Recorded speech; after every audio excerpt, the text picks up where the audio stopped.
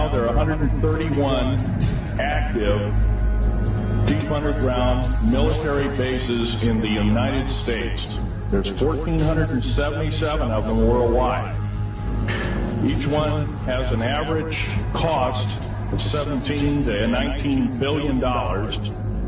Each one is built in the site, it used to be, it'd take a year to 2 years to build each one, and now they're capable of building a couple of them a year with sophisticated methods. My colleague, Al Bielik, has actually been on some of the high-speed railways, the magneto-leviton trains that connect all the deep underground military bases within the United States. He's been on a Mach 2 train and floats off a single rail at a 3/4 of an inch off the rail, and is what you call high tech. We have nothing like this on the surface. Groom Lake is where the infamous Area 51, S4, S2, a CIA base. It was originally a bombing range, a nuclear test site. It was later become the most secret base in the United States. It employs over 18,000 workers who work in shifts of 12 hours at a whack. Most of them work in the cover of darkness, like us. We built out 9 underground military bases there, each with an average capacity capable of basically a city underground, roughly 4¼ cubic miles hollowed out underground. They have boring machines, for instance. They don't bore, they literally vitrify and melt the rock, deflagrate the rock. It's a very sophisticated laser melting and deflagrating system. It reduces the rock to a powder and then melts the remaining rock as a coating on the inside of the base, so you don't have to use gunite, cements, and other kinds of things like that. That's all old hat now. Technology is just basically, the new technology we get is the old hat of the military. Anyway, after we drilled all 4 holes, it's about 2 days to drill all 4 of them.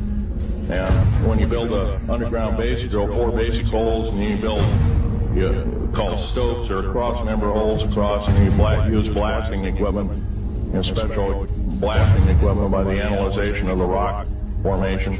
And you literally blast out or tunnel out or deflagrate or melt rock out to build the large rooms that are required for this underground base. I was involved in building another base inside of Dulce, New Mexico, which is Los Alamos Laboratory. It's a biological laboratory. On the southwest part of the Archuleta Mesa, we built an underground facility, a better part of 3 cubic miles hollowed out underground. Then to the southwest of that, we were in the process of the early stages of building. We drilled 4 large tunnel-like holes. Some of them ran 2.5 miles under the surface. At that time, number of the original wells or drilling machines that were used were at the rate of 2 miles a day. Area 51 is only one base, one of the 131 bases. Of these 131 bases, I call Area 51 a mega base. It's got more than one base in it. It's Tonopah Test Range, Area 51, S2, S4, Groom Lake, and a host of others. Now, these mega bases are gobbling up our gross national product. Right now we're spending 28% of the gross national product on building underground bases solely. That doesn't count for the defense budget. That doesn't count for the spare parts budget. It doesn't count for any of that at all. And the black budget is dead wrong. It sidesteps the United States Congress and its Constitution of its people and says you're a bunch of morons, you don't need to know. Well, a need-to-know basis is an executive order written during the Eisenhower era right after the created 1954 treaty and is treasonous and illegal in this country and should be overturned and abolished. All this alien thing is fine, except for one thing.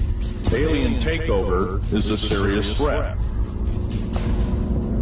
kept totally out of the public view, off the surface. I'm sure the underground bases, without question, are being used as a place to house alien takeover. Alien takeover means the implementation of a one-world government.